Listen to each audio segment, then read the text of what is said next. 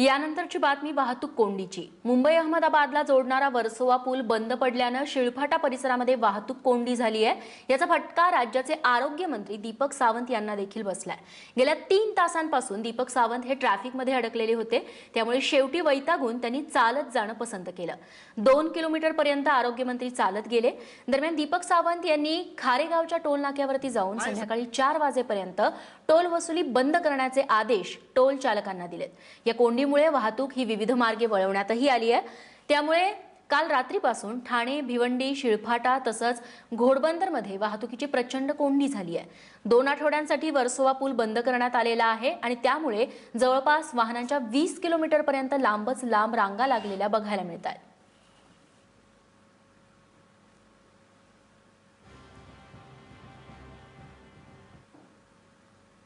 Sir, 2 किलोमीटरपेक्षा जास्त तुम्ही चालत आलात, वाहनांच्या रांगापेक्षा जास्त लागलेल्या आहेत, काय सांगाल? ही गेल्या 2 महिन्यांचं हेच चित्र आहे। बरोबर आहे, मला पण आता अनुभव आलेला आहे या ट्रॅफिक जॅमचा।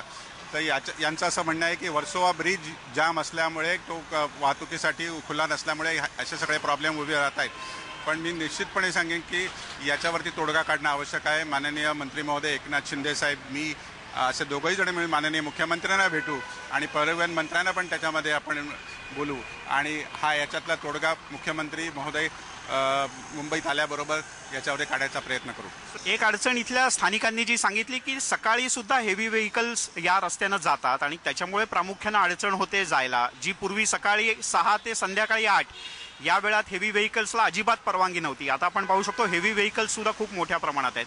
त्या दृष्टीनं काही तुम्ही सांगाल? हो, निश्चितपणे याच्यासाठी जे मुद्दे संबंधित असतील त्या सगळ्या मुद्द्याचा परामर्श घेतला जाईल आणि याच्यातनं काय बेस्ट तोडगा काढता येईल। लोकांच्या वाहतुकीमुळे लोकांचा खोळंबा होणार नाही, परत टोल नाक्यावरती खोळंबा होणार नाही, या सगळ्या बाबींचा विचार करून लोक इच्छित स्थळी ठराविक मर्यादेत पोहोचतील यासाठी आपण काम करू।